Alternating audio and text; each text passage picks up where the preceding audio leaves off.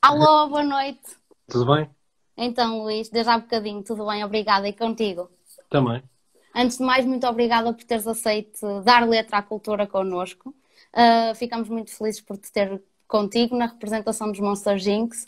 Ahm, Nós estivemos a dar uma olhadela pelo vosso site e adoramos os textos e as apresentações que vocês têm lá. Portanto, eu vou fazer uma breve apresentação do Slim com base num texto que está no site oficial dos Monster Jinx. O Slim começou o seu reconhecimento no mundo do scratch e do turntablismo, arrecadando já 4 títulos em campeonatos individualmente e em grupo, e depois suportou os palcos nos nomes obrigatórios como os Mind the Gap.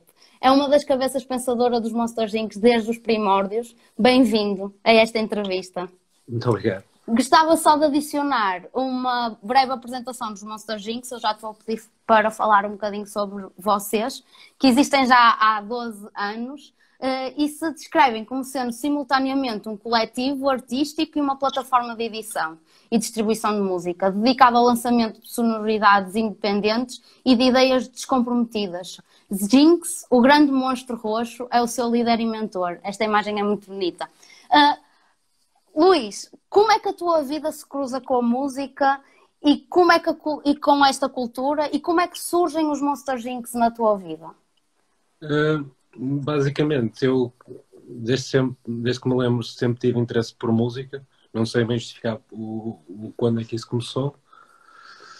Depois, quando tinha cerca de 13, 14 anos, comprei uns giradiscos, comecei a ficar super interessado que já era interessado em música, comecei a praticar a parte de fazer scratch e de passar discos e não sei o quê. E, entretanto, anos mais tarde, conheci o Stray, que foi um dos fundadores da Monster Jinx comigo, e ele na altura estava a fazer um pequeno EP com o Dark Sun, que é outro dos membros fundadores, que me convidaram para fazer parte desse projeto, que se chamava Monstro Robô.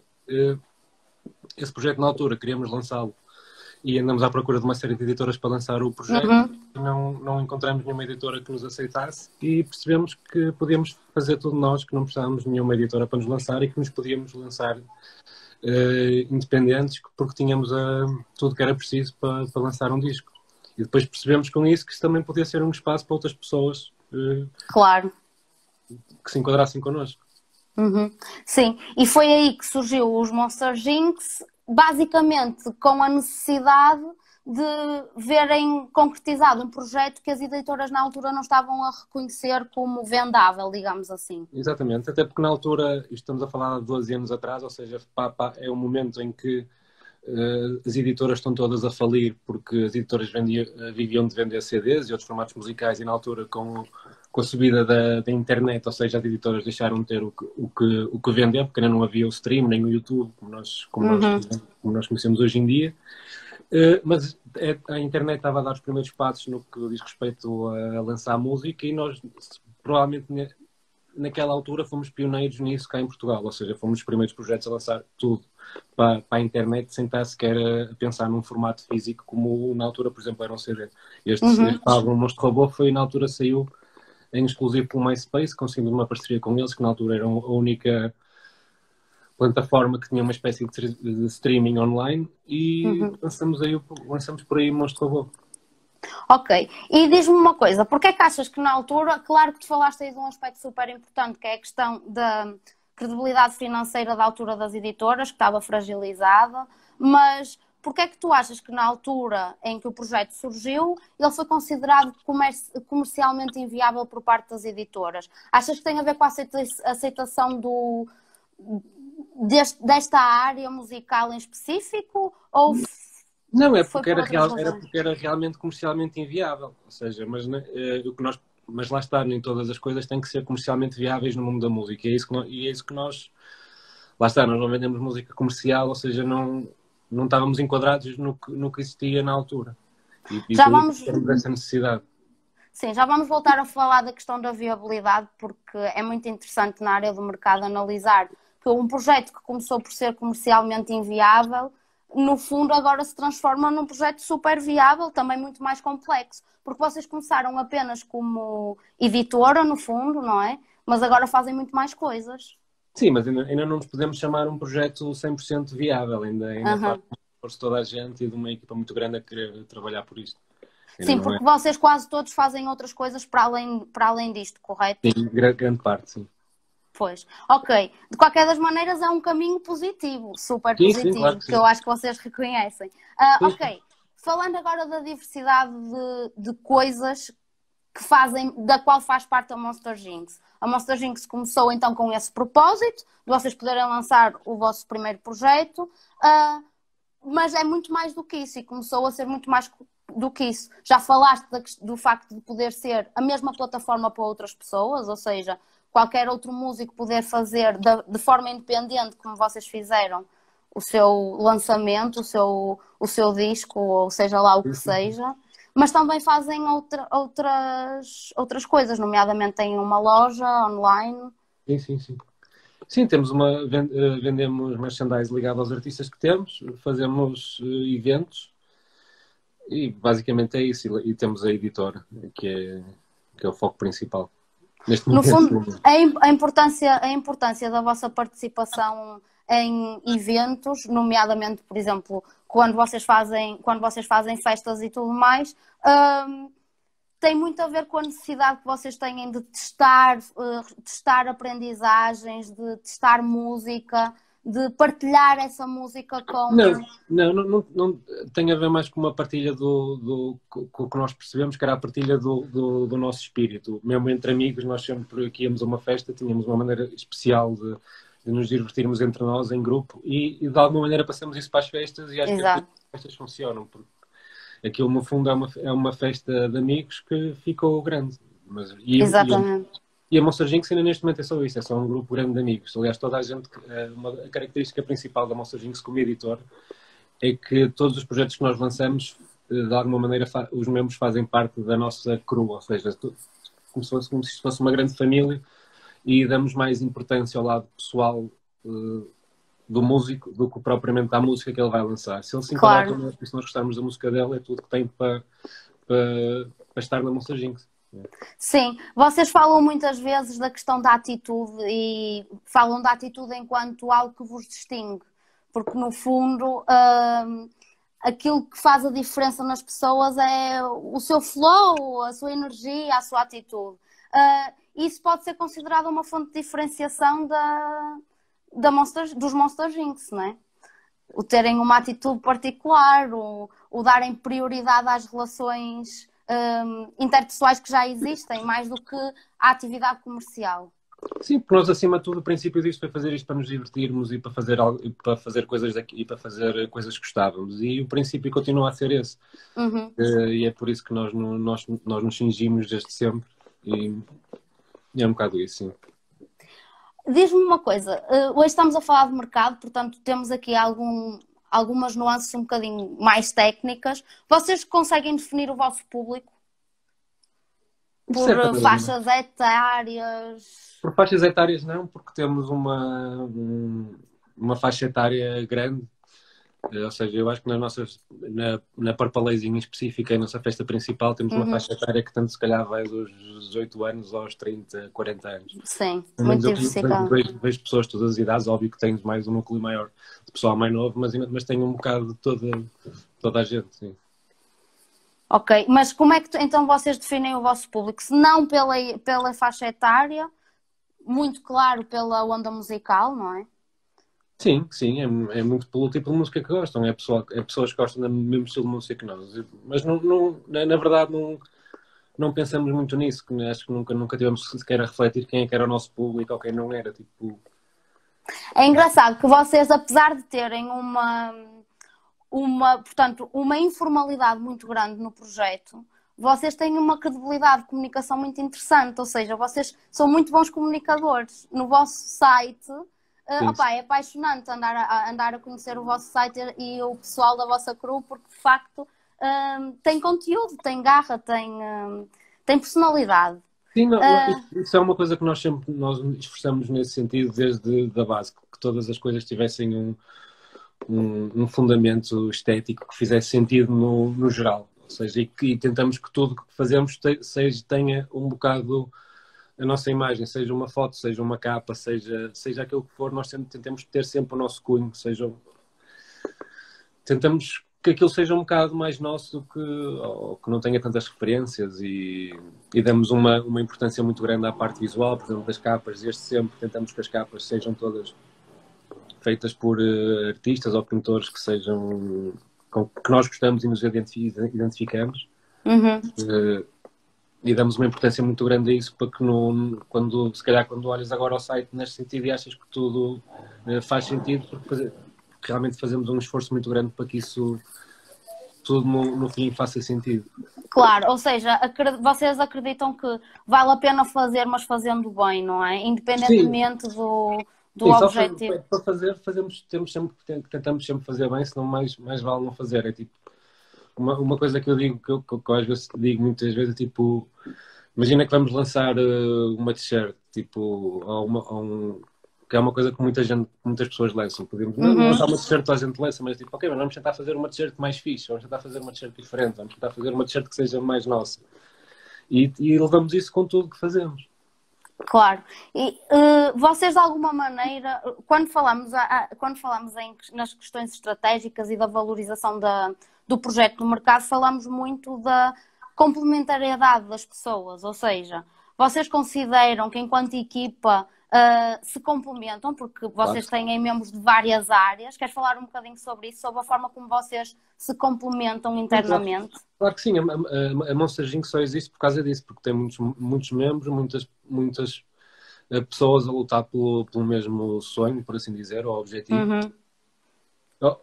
Ou seja, nós somos uma equipa grande, desde a pessoa que tira as fotos, aos vídeos, às capas, a quem... Ou seja, nós, imagina um grupo de amigos a ter uma discussão sobre o que é que vamos fazer, a ter ideias e cada um faz coisas diferentes. A minha área principal é DJ, mas eu imagino que se façam 500 outras coisas fora da minha área.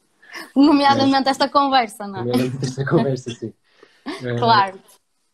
E é um bocado por aí, desde a pessoa que faz os textos, todos da crew têm um bocadinho de si na própria Monster Inc. Obviamente uns mais que outros, mas damos todos um bocado por isso, sim. Mas vocês têm uma estrutura definida, imagina, têm uma pessoa que seja responsável pela comunicação, outra que seja responsável pelo design e imagem, outra pela edição de vídeo. Temos um grupo de pessoas mais responsáveis pela Monster Inc. Vamos imaginar que a Monster Inc. são 15 pessoas e temos um grupo aí de 3 ou 4 que tomamos as decisões principais e o caminho a seguir pelas coisas. Mas não estamos assim organizados nesse sentido como uma empresa. Cada um faz o que pode e o que vamos fazendo e organizamos nesse grupo o que é que cada um pode fazer, porque às vezes... Mas não temos não há uma equipa de design, até porque trabalhamos sempre com pessoas diferentes. Antigamente não, trabalhámos tudo com uma rapariga que era a mim, que nos fez as capas os primeiros anos todos, mas depois foi trabalhar para fora, ou seja, não tem tempo para trabalhar este tempo todo. Para acompanhar. Mas, ou seja, nós não estamos segmentados como uma empresa, não estamos organizados nesse sentido. Sim, mas há cada vez mais estruturas, mesmo estruturas formais, que optam por... digamos assim, estruturas organizacionais mais horizontalizadas. Disse isto de forma um bocado complexa, mas há muitas estruturas formais em empresas que hoje em dia trabalham nessa ótica, não é? Sim. De partilha de tarefas. Ok, falando um bocadinho daquilo que é a vossa percepção sobre como é que vocês se posicionam neste momento no mercado? Porque até agora falamos que o objetivo sempre passou de fazer música por fazer e não propriamente pelo quanto isso vos dava ou pela garantia financeira que isso vos podia dar. Mas a verdade é que vocês estão inseridos no mercado e fazem trabalhos regulares e têm imensas dinâmicas aí a bombar. Agora até têm uma muito gira a propósito da quarentena. Mas, tendo em conta que vocês já estão no mercado, como é que vocês se posicionam? Achas que o mercado português tem capacidade para vos aceitar enquanto editora no futuro de forma completamente independente e em que vocês possam simplesmente fazer isso e dedicarem-se inteiramente ao projeto? Sim. Neste momento, de alguma parte, dedicamos inteiramente ao projeto e a outras coisas, mais ou menos. Mas não sei bem responder a essa pergunta. Não estou... No fundo... Não estou a ver em que neste momento como é que nós nos posicionamos no mercado. Ok, pronto, é assim, basicamente vocês já fazem, já conseguem valorização comercial daquilo que fazem. Mas repara uma coisa, nós apesar de tudo, nós somos sempre uma editora independente alternativa, ou seja, o estilo de música que nós promovemos é algo mais alternativo, ou seja, é normal e não estamos nunca estamos à espera que isto vire uma coisa mainstream, ou seja, Boom. nós temos noção da nossa dimensão e daquilo que nos propusemos. Não estamos à espera que a editora cresça em Portugal como uma coisa gigante, porque isso não vai acontecer, até porque a nossa música não aponta para aí.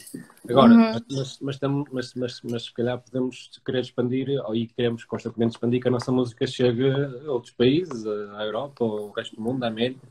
Exatamente. E acho Pronto, que a é nossa assim que maneira vocês se enquadram no mercado. Sim, a No nossa fundo, maneira de expandir, que nós pensamos em expandir, é essa. Porque a verdade é que temos internacionalmente. um estilo de música alternativo e o nosso país é muito pequeno para um nicho ser sustentável. Sim, sem dúvida. Que passos é que vocês idealizam ser dados para o caminho da internacionalização? Uma coisa super importante é que todas as vossas comunicações são em inglês e em português, Sim. portanto, vocês privilegiam sempre a linguagem internacional, o que já é, por si só, um indicativo que estão nesse caminho, não é? Mas que Sim, outras estratégias é que vocês utilizam? não criamos nenhuma estratégia específica. A nossa postura é vamos tentar fazer a melhor música possível, ter a melhor imagem possível, ter o produto seja o disco, o melhor à nossa maneira que conseguimos para se acaso algum dia tenhamos essa oportunidade de expandir, temos tudo pronto para estar em qualquer lado do mundo e que a nossa música tenha valor em qualquer lado do mundo. Sim, sim, entendo. Ok. E Mas não temos relativamente nenhuma à. estratégia nesse sentido de promoção lá fora. Basicamente Sim, estamos a não têm fazer. nada definido a Não, longo prazo, não é? São coisas que vocês vão fazendo, sei lá, por exemplo, participação em eventos internacionais. Eventualmente poderá existir em algum contexto no futuro atividades de autopromoção, não é? Também fazem parte deste caminho. Não sei sim, se claro vocês que já sim. têm alguma experiência nesse sentido. Tu já estiveste em vários concursos internacionais, portanto já tens Sim, essa experiência. sim, e todos nós já tocamos algumas vezes lá fora, não muitas vezes, mas eventualmente alguns vão tocando de volta e meia, mas a autopromoção mundial é uma coisa bem complicada e eu acredito muito que mais tarde ou mais cedo as coisas e a música falam por si, não é? E estamos à espera disso. Claro, que o valor seja o valor musical. Sim, Diz-me sim. uma coisa, Luís, quais são as principais diferenças que tu encontras no mercado musical lá fora e cá em Portugal? Claro que a questão da escala é sempre uma questão essencial, não é? Nós somos muito Eu acho que pequeninos. exato, é só a escala, não há diferença nenhuma, é só a escala porque nós somos um país muito pequeno. E então é normal que os grupos mais pequenos tenham menos pessoas a ouvir. Mas não partilhas da opinião que eventualmente em outros países, até mesmo da Europa, existam outro tipo de suportes a editoras como a Monster Jinx? Sim, possivelmente. Sim. Incentivos? Eu não acredito muito em incentivos, mas isso depende de cada um. Eu acredito que muita gente pense isso nos incentivos culturais. Nunca trabalhamos nesse sentido. Se calhar é uma coisa que ainda vamos trabalhar, mas até agora nunca trabalhamos assim. Ok, foi sempre A por nossa vossa. parte mesmo independente é um bocado essa também. Nós não Pois. É o serem por vocês e não dependerem de terceiros. de outras entidades, claro. Isso reflete um bocado a vossa opinião sobre tendências, não é? Tendências somos nós que as criamos ou as tendências existem e devem ser analisadas? É As um bocado tendências. cada um. É É? um bocado dos dois, sim, sim, sim. Ok. E relativamente às tendências do mercado, acreditas que existem perspectivas de existir mais público no futuro para o tipo de música urbana e pop e as várias vertentes que estão a ser geradas neste momento à volta da cultura urbana, em termos musicais? Neste momento isso já nem é preciso, até porque o hip-hop é possivelmente o estilo que mais vende no mundo todo. Um dos, sim. Sem margem de dúvida. Por isso o hip-hop já Achas que já não é tema a questão da aceitação? Eu acho que hoje em dia isso já não existe. É engraçado que foste o primeiro convidado que apresentou essa perspectiva, que é muito interessante, no sentido em que hoje em dia já está tão comercializado o hip-hop que já nem sequer é uma questão, a questão da aceitação. Mas há sempre, sabes que há muita perspectiva da questão social também. O facto de tu seres do hip-hop muitas vezes ser discriminado em determinadas áreas sociais. Tu alguma vez sentiste isso? Não, nem acho que isso já não existe. Eu acho que isso é uma conversa dos anos 90, aos inícios de 2000, acho que isso, ou 2005, hoje em dia acho que isso não existe mesmo. Sim, é engraçado. A perspectiva das várias faixas etárias é muito interessante. Eu vi que estiveste a falar com o Ana e com o Rui Miguel Abreu, que se calhar são pessoas mais velhas que eu, que tenham se calhar uma imagem... Uma perspectiva diferente, sim. Eu tenho 30 anos e não vivi isso. Sim, é verdade. Eu também nunca vivi a geração da discriminação e isso é uma sorte para nós, não é? Sim.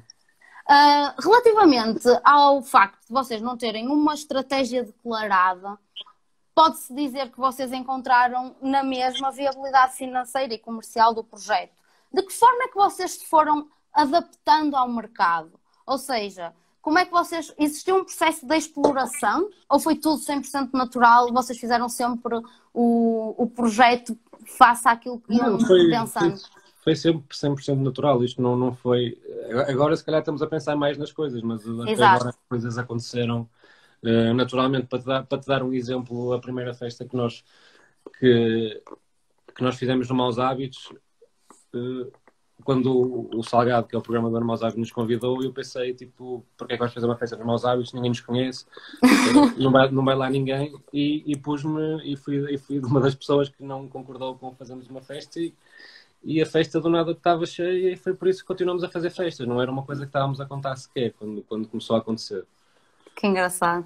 Foi super natural, Bruno. Vocês têm muita sorte em ter uma orgânica tão pura no projeto, porque de facto, se calhar agora vão começar a pensar em coisas como se estão a chegar a toda a gente nas redes sociais, em fazer comunicados com determinada antecedência. Essa formalidade se calhar vai começar a existir, não é? Mas tu sentes que existiu sem dúvida nenhuma evolução, por exemplo, quanto à vossa frequência de comunicação nas redes sociais. Vocês começaram... nós estamos organizados nesse sentido, a nível de comunicação nas redes sociais, a nível daquilo que fazemos, estamos 100% organizados agora. Não foi sempre tudo surgido, não é? Surgindo. Sim. Claro que agora é diferente nos últimos anos, mas nos primeiros anos foi muito assim, sim. Ok. Relativamente à parte dos planos de crise, o que eu te ia perguntar é, nós estamos numa situação de crise neste momento, não é? E vocês, como muita gente, e como Dar Letra à Cultura, abriram um projeto muito interessante, que é o Monster Jinx Crib Season, que eu não sei se queres apresentar e falar um bocadinho sobre ele. Eu posso falar, a questão é que esse projeto acaba amanhã. Foi? Ainda bem, é um bom sinal, não é? Sim, esperemos que sim. Mas então queres falar um bocadinho em que contexto é que isto surge? Não, foi por causa dos dias que estávamos a viver, temos uma necessidade de mais alguma vez fazer alguma coisa e para nos mantermos ativos, para mantermos tudo ativo, surgiu a ideia de lançarmos uma música todos os dias e fazermos um live stream todos os dias. Sim. E em que é que isso resultou? Sentiram que houve mais produtividade da vossa parte? Não, claro que houve, porque um músico, quando tem uma música para entregar à segunda-feira, tem que a fazer, ou seja, nós forçamos durante esse processo, forçamos a criatividade de toda a gente. O ritmo, não é? Porque é normal quando as pessoas estão mais deprimidas, ou nestas alturas ficarem até, apesar de ser uma altura boa para criar, as pessoas quando estão mais deprimidas fazem menos e ficam mais... E forçamos exatamente a fazer o caminho oposto disso. E a receptividade por parte do público? Tiveram muita adesão? Sim, nós no início tivemos muita adesão e depois, naturalmente, os lives todos, a questão dos lives foi descendo. Também é normal, porque há muitos lives, as pessoas se saturaram do Sim. formato. O próprio formato não é o melhor, mesmo a nível de qualidade de som, ou seja, lá, mesmo para as pessoas verem, não é o mais confortável, por assim dizer. Sim, sim, sim. E lá está, no início tivemos muita gente e depois os números foram baixando, naturalmente, como aconteceu a toda a gente. Ok. E relativamente a valorização na cultura em tempos de crise, qual é a tua opinião? O que é que tu achas que, para além de... Vocês fizeram um projeto, nós também estamos com outro, muita gente se mexeu à volta disto. O que é que tu achas que há a destacar sobre este momento e esta atividade? Eu acho que a destacar é que as pessoas tentaram não ficar paradas, ou pelo menos algumas delas, e que às vezes em certos momentos são boas oportunidades para aparecer outras coisas boas tiradas Normalmente estes tempos são sempre tempos de muita produtividade, seja na área criativa, seja na área tecnológica ou na científica, não é? Portanto, está aqui uma ótima oportunidade para nós puxarmos pela criatividade, ou seja lá pelo que for, e lançarem-se novos projetos. Sim. Por falar em novos projetos, próximos projetos da Monster Jinx, queres falar sobre isso? Tem alguma coisa em mente? Sim, nós continuamos durante este período, para além da Script Season, continuamos, como não tínhamos a parte dos nossos eventos a funcionar, decidimos apostar mais num sentido muito mais regular nas nossas edições, ou seja, até porque não tínhamos que fazer a comunicação das festas, tínhamos espaço para lançar mais coisas, porque não tínhamos um Instagram cheio de informação relativamente às festas, e decidimos continuar a lançar música durante este período e é o que vamos continuar a fazer como sempre, ou seja, lançamos o álbum do João Pai Pai, que é uma banda recente da Monster Jinx, lançamos o videoclipe do Saloio, apresentamos 2 membros novos, lançamos uma cassete anual que é Roxo, que saiu a semana passada. Temos mais e que está à venda na vossa store, certo? Sim, Já está. Sim. E temos mais 2 ou 3 projetos para sair nos próximos 2 meses ou 3. Mas basicamente o que estamos a continuar a fazer é continuar com as edições físicas e digitais e continuar a lançar música. É isso que mais neste momento queremos fazer, é continuar a lançar música constantemente. E agora, isto é uma curiosidade, já existem previsões de volta às festas presenciais? Que eu saiba não, mas eu também não sou a pessoa mais bem Não estás informada muito por dentro. Sim, claro. Uma pergunta, que conselhos é que tu dás a pessoal que neste momento esteja a ver-nos e que esteja a iniciar projetos musicais ou que queira publicar projetos musicais?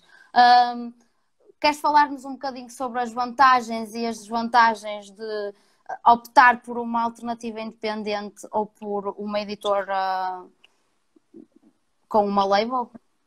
Sim, isso né, por uma label independente e mais pequena versus uma editora maior, só tens desvantagens em estar com uma label mais pequena.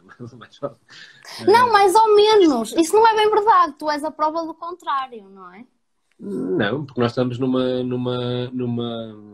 patamar completamente diferente de outros artistas. Nós não estamos a concorrer nem a lutar pelos mesmos palcos.